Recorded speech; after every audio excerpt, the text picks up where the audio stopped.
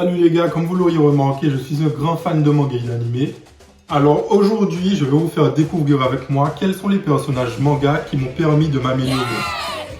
Pour commencer, on va séparer la vidéo en 5 parties qui sont les aspects de ma personnalité qui ont changé grâce à ces personnages manga. Ces 5 parties sont la persévérance, l'ambition, le physique, le besoin d'aventure / la curiosité et pour finir, la spiritualité. Et donc sans plus attendre, on commence la vidéo.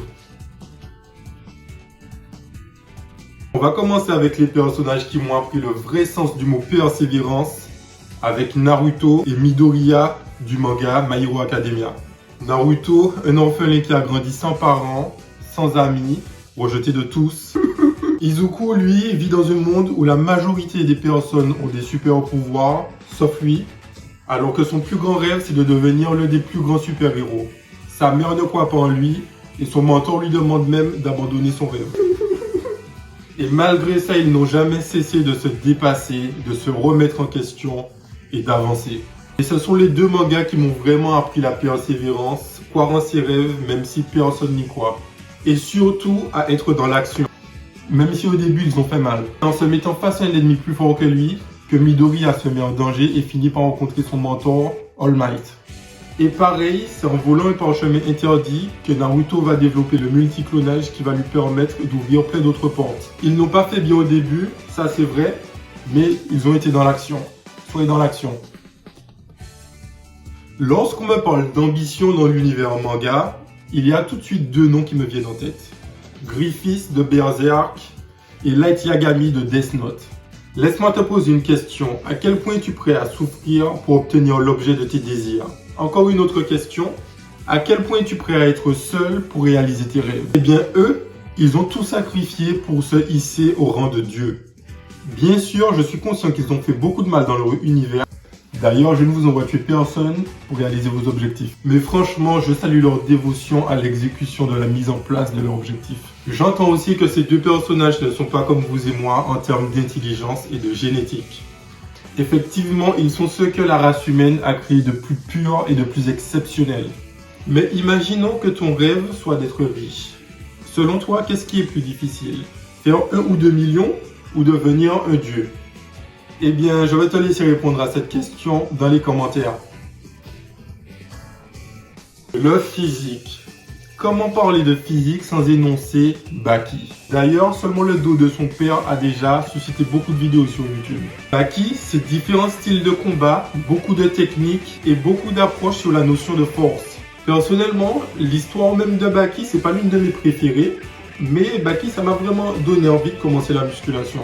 Mais encore plus que Baki, il y a un personnage qui m'a vraiment donné envie de commencer la musculation, et c'est Hippo de Hajime no Ippo. Pour moi, Hippo, c'est l'un des personnages qu'il est le plus facile de s'identifier à lui. Hippo n'est pas invincible, Hippo est passionné. Et personnellement, je pense que n'importe qui suit réellement son entraînement est plus ou moins susceptible d'avoir les mêmes résultats que lui. Son histoire est belle et au fur et à mesure, on le voit évoluer du petit garçon timide au jeune homme confiant. Et franchement, j'aurais aussi pu le mettre dans la première partie persévérance parce que c'est un personnage qui rencontre beaucoup de dilemmes psychologiques qui le pousse à se dépasser encore et encore. Mais j'ai préféré le laisser là parce que Hippo c'est surtout une histoire de sport, c'est surtout une histoire de passionné et lui aussi m'a donné envie de vraiment commencer la musculation. Ok les gars, dans cette partie de la vidéo, je ne vais pas parler de personnages manga mais d'univers manga qui m'émerveille et qui me donne envie de voyager. One Piece. One Piece, surtout au début, c'est une histoire d'aventure où chaque île a sa spécificité en termes de climat, de faune, de flore. One Piece, c'est aussi beaucoup de rencontres avec beaucoup de personnages. Mais pour moi, en termes d'aventure, il y a un manga pour moi qui détrône One Piece et de loin.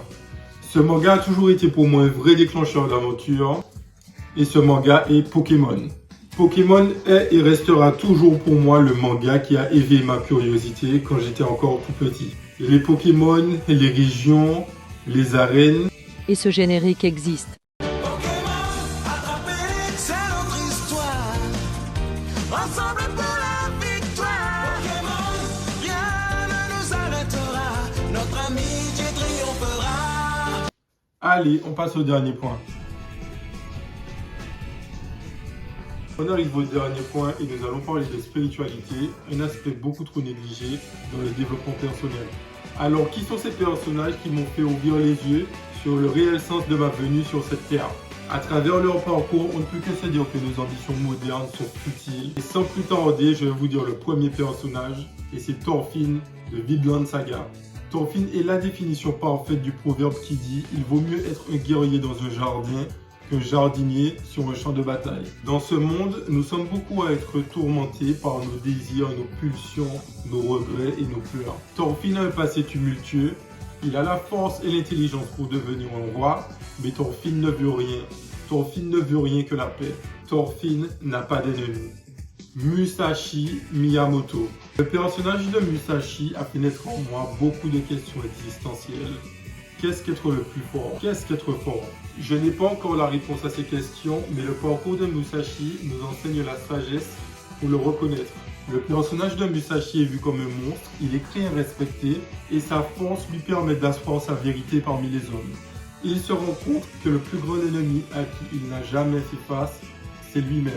C'est très vulgairement résumé, mais lisez Vagabond. Et voilà, c'est la fin de cette vidéo. Dis-moi ce que tu en as pensé en commentaire. Et si la vidéo t'a plu, pense à t'abonner.